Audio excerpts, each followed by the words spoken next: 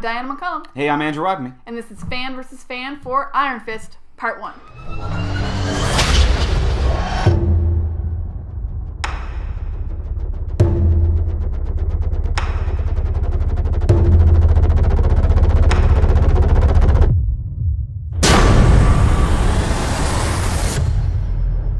Hello, Danny.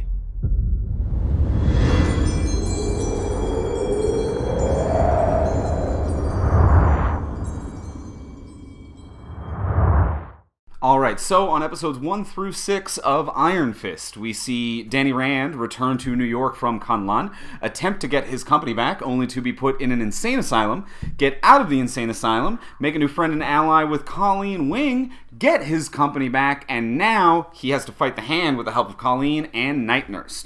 So that's what's been going on episodes 1 to 6. Let's get into it. Let's talk about pros. Okay, so let's talk about pros. Diana, what did you like? I think my biggest pro of the first 6 episodes is probably going to be Harold Meacham, and to a lesser extent, Kyle, his little sidekick. Yeah. I love Kyle. They're great. I love Kyle. Kyle's just doing his best, working in that hallway. I Just feel doing him. his best. As a person who's worked at a crappy desk, at a bad job, I feel for Kyle. But Harold Meacham really enhances every scene. In a show that I think can get a little drab. Yeah. Every scene with Harold is exciting. They film those scenes in a more interesting way. Absolutely they do. He's a more dynamic character. Everything about him is mysterious, but not so mysterious that you don't understand. And he's just crushing it every way. Yeah, and I'm right with you there on Harold. He's a very interesting character. He's more dynamic. You're right. They film those scenes a lot more in more interesting ways, and as well, that's one of the best sets on the show as well. That is one thing we'll talk about in a few minutes in the con section that I feel, which is the fact that a lot of the sets and circumstances in the show are very plain. Just Danny talking in front of a painted green wall with no books on the shelf, empty shelf, really. But this penthouse is a really cool set, really interesting, really dynamic for the Harold character, and allows just very interesting movement and blocking with the other characters as well. He never looks his son Ward in the eyes when they're talking, except for a few moments of confrontation. That distance between him and Kyle being in the room but not in the room. And then it makes it so noticeable when he's close to Danny. You've been far away from everybody else, and so the far layout, removed. Yeah, and the layout's really interesting to work with. But in a scary way that this is a man in hiding, and his assistant, even though is not part of his world, is in that open air concept. It shows you that he's a man with power because he has nothing to hide, even when he is in hiding. And it's been such a dynamic performance from him as an actor as well. I always enjoy a villain that has a certain level of humanity to him, and his little quips and the fact that he has very different and engaging ways to speak to each individual character. He's not a one-note pony. He doesn't walk in with and I am the villain. Get me my evil things, Kyle.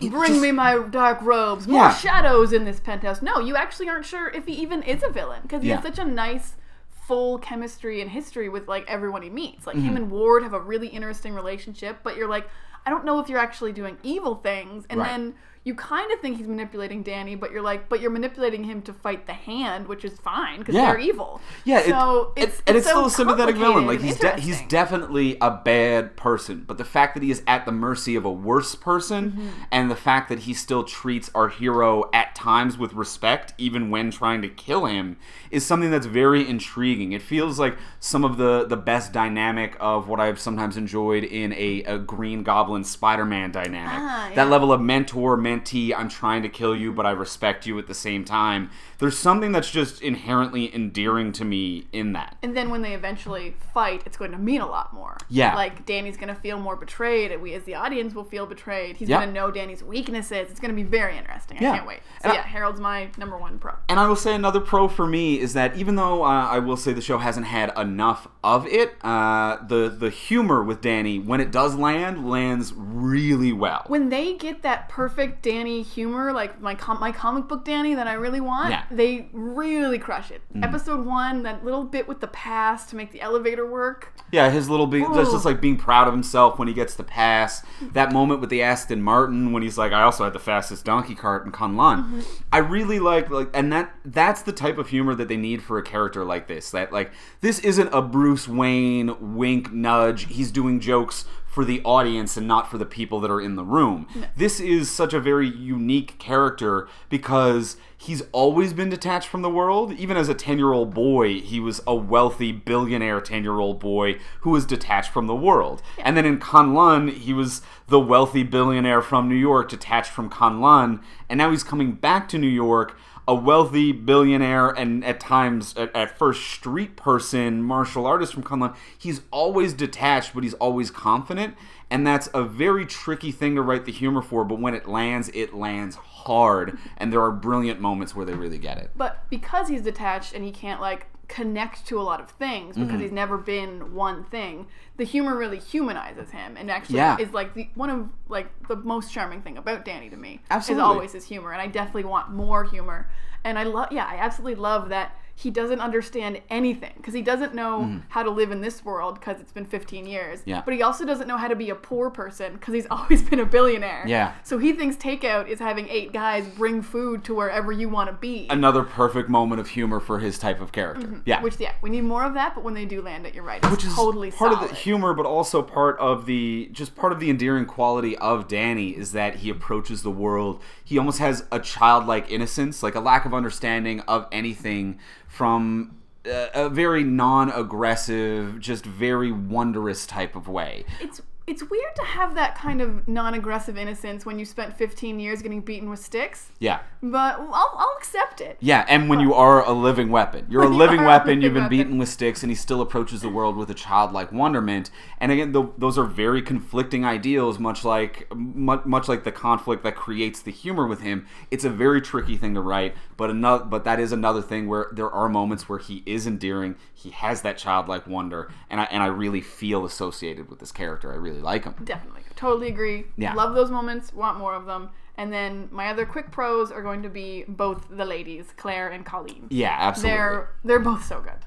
Well, Claire's always good. Do we even have to mention Claire I think, anymore? has always been a pro for us. Like, in any Netflix series, Claire has been a pro. Rosario Dawson, I think, just has such a complete understanding of that character. Great comedic delivery, brings phenomenal levity to all of the Netflix series, which at times can take themselves so self-seriously. And so charming without trying. Yeah. Just like taking the food at the takeout thing, finding out the hands involved and being exasperated but still helping. Yeah. Charming and humorous in an organic way and not a wink nudge, like 4-camera sitcom kind of a way. Yeah, I had to go to Kunlun to get weird comedy skills. Yeah.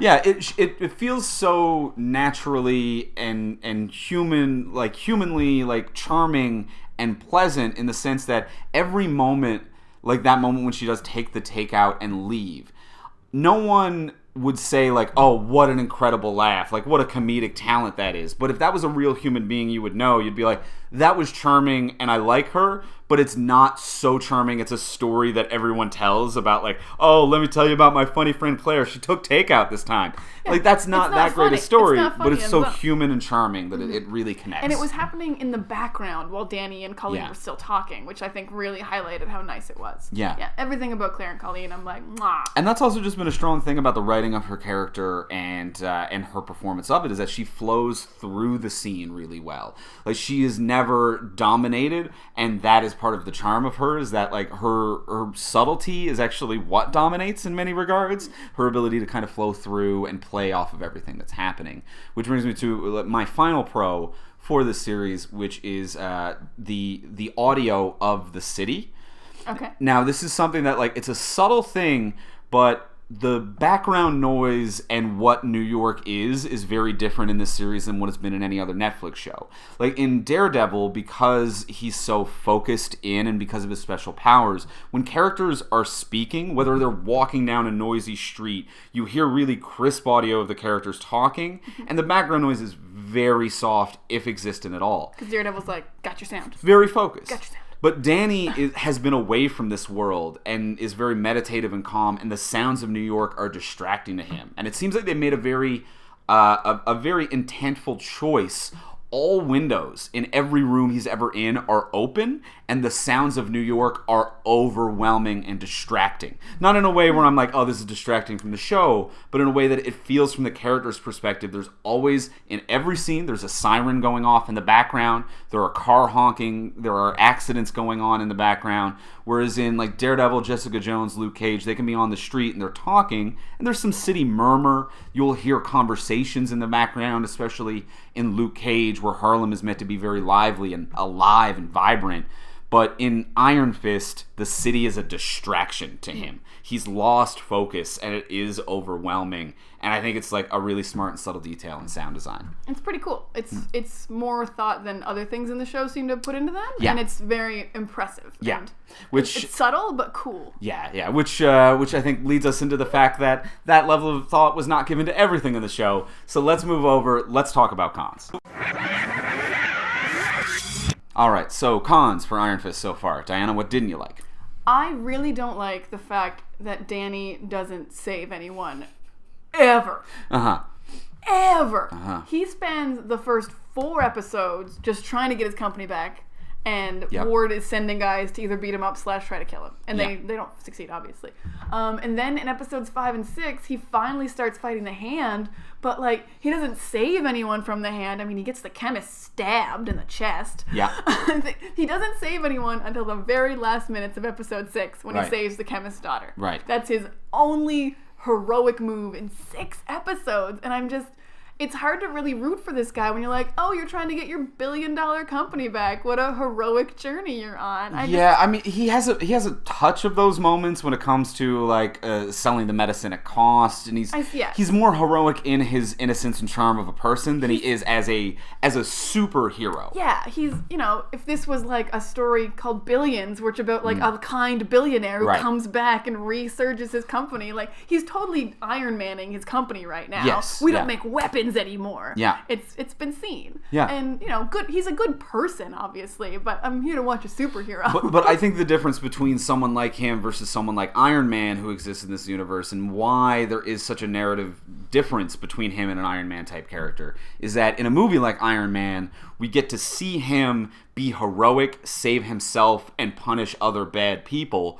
before we get that moment of redemption where he's like, and we don't make weapons anymore. That's in addition to him as a person on top of his heroic arc. Whereas in the show, we're getting the opposite, and that really undermines his heroic journey when he almost foolishly helps people as a CEO as opposed to helping people as a superhero. And it doesn't work as well when you do it in reverse. You got to do the Iron Man hero first, billionaire second, and then you can play with those roles. You can't do billionaire hero first and then regular hero second. Because if Iron Man, if Bruce Wayne was able to fix his problems with money without ever becoming Batman, then there's no reason to have a Batman story. Yeah, and that's part of the problem with this show. Exactly. And there's so many ways he could have helped people before all this hand stuff. Like, he could have helped Colleen because, like, mob people were trying to take over her dojo or something. Right. He could have just helped homeless people in the park. Like, he doesn't seem like he actually wants to physically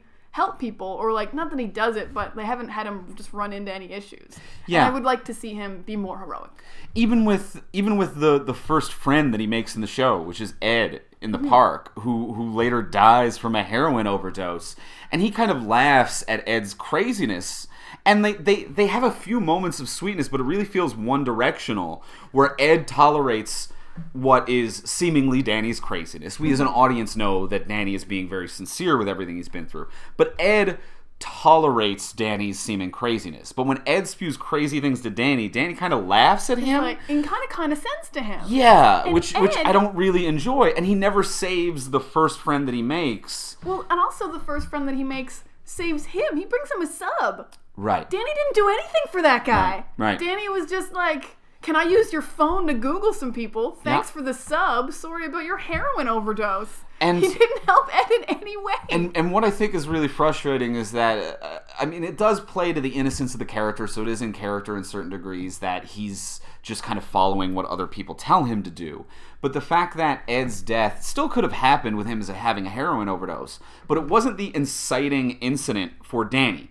Danny didn't see his first New York friend die and be like, we need to stop these drugs. Harold had to be like, here's your company back, and also look into this docs situation. And then someone had to deliver drugs to Danny's house. Yeah, so Danny had to be told to search out how to resolve this problem, which I think is a real missed opportunity for them to have the death of Ed being the inciting incident for him to be like, I can use my power as a CEO and as the Immortal Iron Fist to clean up the streets. Exactly. And if he finds Ed dead from heroin, like you said, go and beat some drug dealers up just randomly. Like, avenge Ed. Yeah.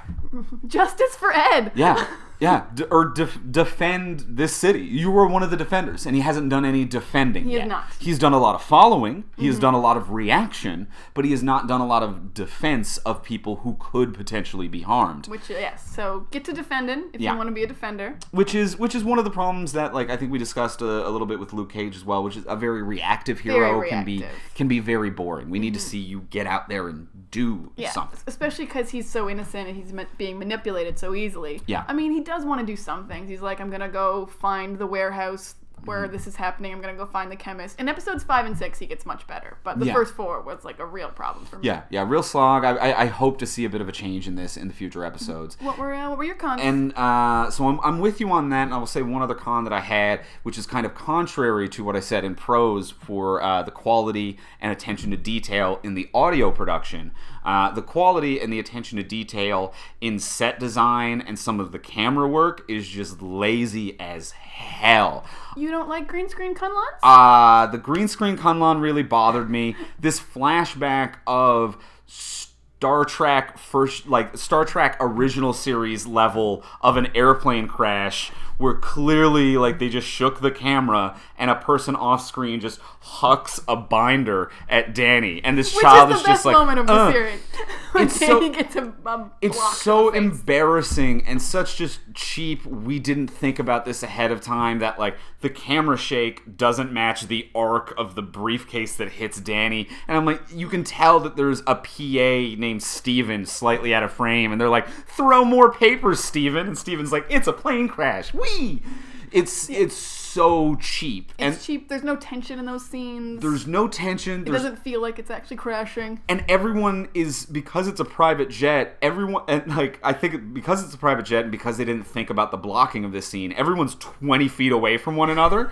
Like, when Danny is in the 2 people facing 2 people seats as the plane crash is going down, and he looks over at his dad, who is in the flight attendant seat at the front of the plane, and his dad goes, and they just cut to a single of his dad going, I love you, Danny, and it cuts to Danny like 50 feet away. Why wouldn't you sit next to me then, Dad? With a hole in the plane, and Danny, I imagine as a kid, just has to be like, what did you say? Like, it's so embarrassing. The distance, the lack of detail in the flashbacks in particular, and a lot of the dumb set design stuff, like the fight in the hospital, the fact that all of those banker boxes were visibly empty. There was no weight when they're fighting each other and they knock over a whole wall of what is supposed to be the records room of the hospital. All of these banker boxes are visibly weightless, like they bounce across the room. That's just how powerful the Iron Fist is. And it's just sloppy and embarrassing. The visit to the docks that only has 3 crates in it and then is empty as a football field on an off day, like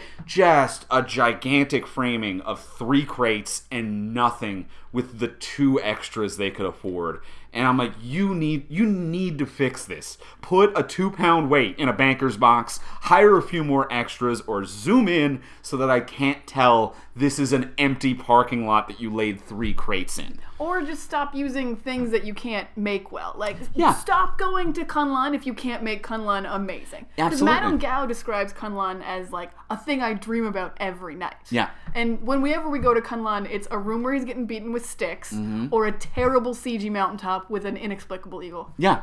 I don't know what's up with that What's eagle. Up with that eagle? Why are we getting these eagle shots? Eagles and Iron Fist aren't a thing. But yeah, if you can't afford it, don't do it. And I know that typically you want to show and not tell, but these actors are so good at telling. Like, when Madame Gao tells how beautiful that tree and being in the shadow of it is, I felt like I was there. She sold that performance, and she sold Kunlun way better than a green screen image of two monks with a blue sky behind them because they couldn't even afford to concept design the city yet. Or a green screen of Danny just meditating on a mountain. These words, the poetry that they have written sometimes in the show to describe things that they can't afford, is really a stark contrast to when they try to afford them and you realize they had $3.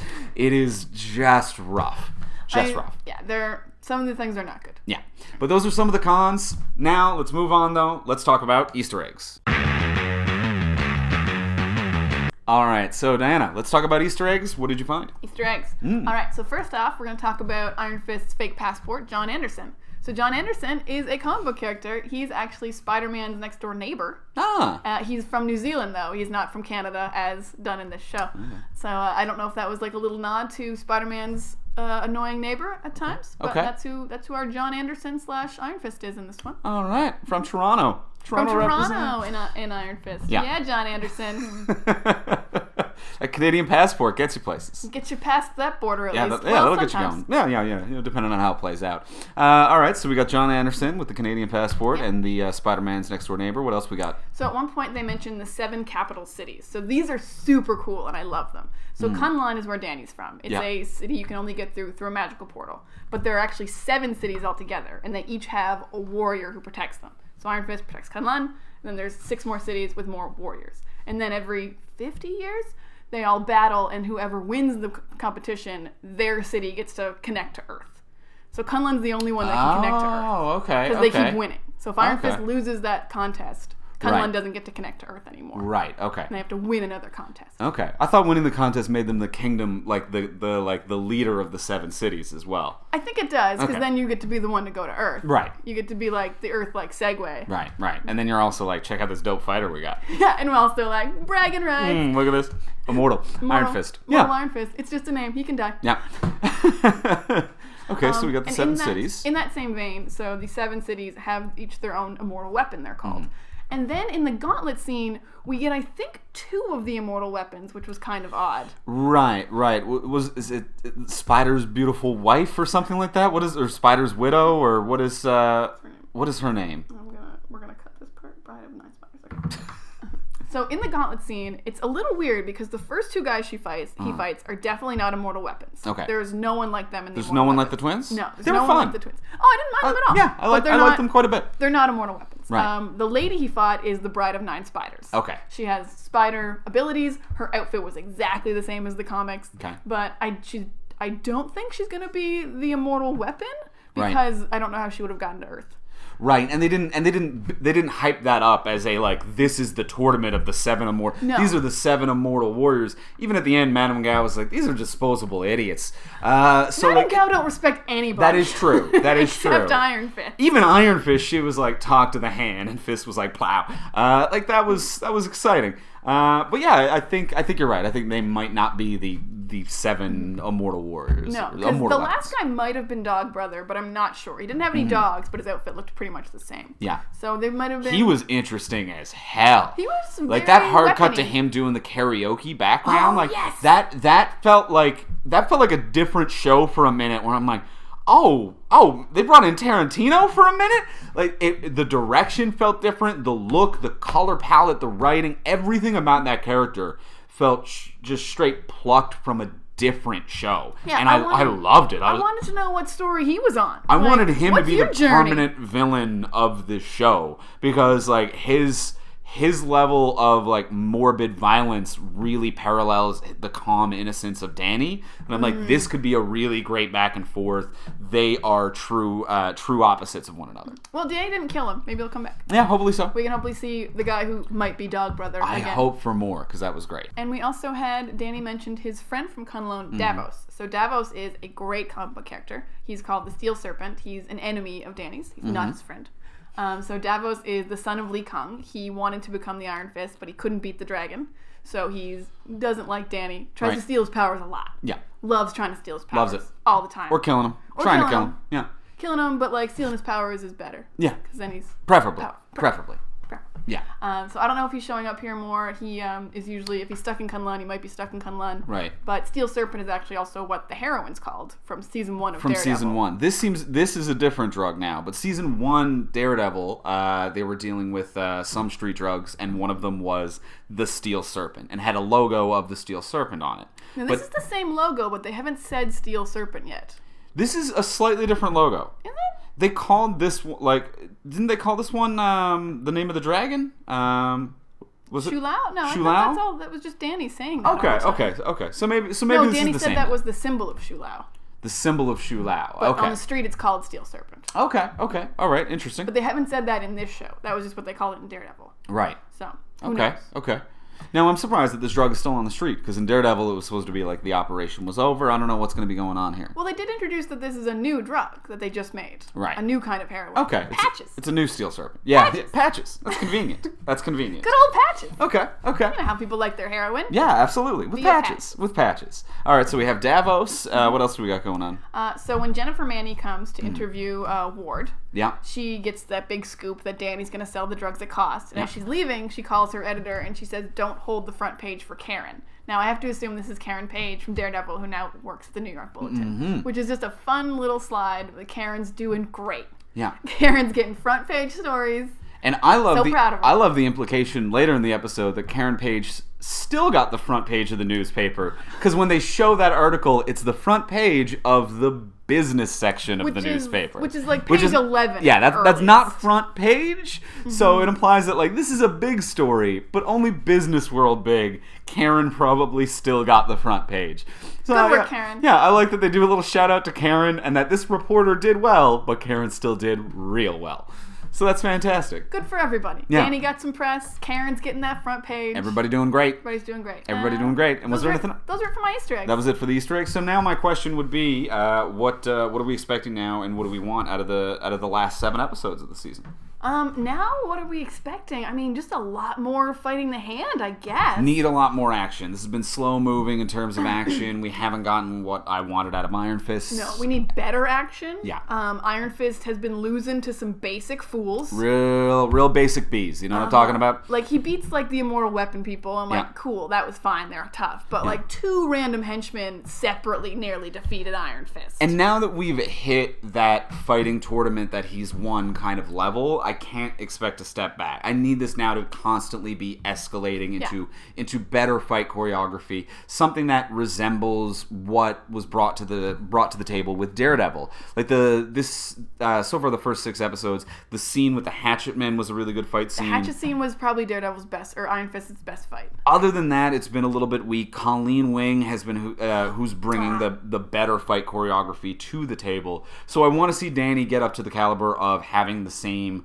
level of choreography and fight scenes that Colleen is having. And yeah, I'm with you. We need more of that. More action. Now that he's already fought 3 Immortal Weapons, though, I'm like, you got 8 episodes to escalate. Right. It's gonna have to go pretty high. I think Steel Serpent Davos might be it, because if they do introduce him as the proper Steel Serpent, then we can get that brotherhood type relationship, a true emotional betrayal.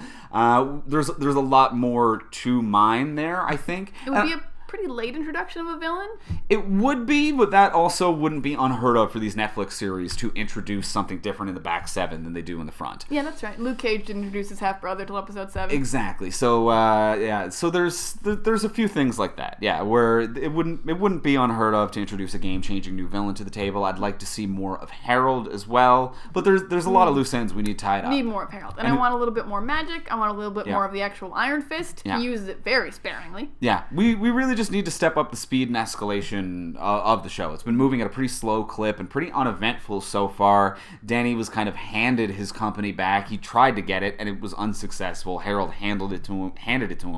I think we need to see a more active Danny in this next 7 for me to be real happy. Yeah, Danny winning some hard-earned battles. That Because would he be didn't great. have to fight for his company. He Yeah. didn't have to do a lot of stuff to work very hard to get out of anywhere. Mm-hmm. Yeah, I want Danny to be very beaten and then overcome something. 100%. I'm with you on that one. So that's what I'm looking for. Perfect. So that's everything. Be sure to stay tuned to Dork Shelf for part 2 of the Fan v Fan series for Iron Fist. And to do that, be sure to click below and subscribe to Dork Shelf. And make sure you follow Dork Shelf on Twitter @DorkShelf. Absolutely. And you can find us on fromsuperheroes.com. Yeah, we're at From Superheroes on Twitter or fromsuperheroes.com. Thank you very much for watching. I am Andrew Ibney. And I'm Diana McCollum. We'll see you soon. Kicked him out.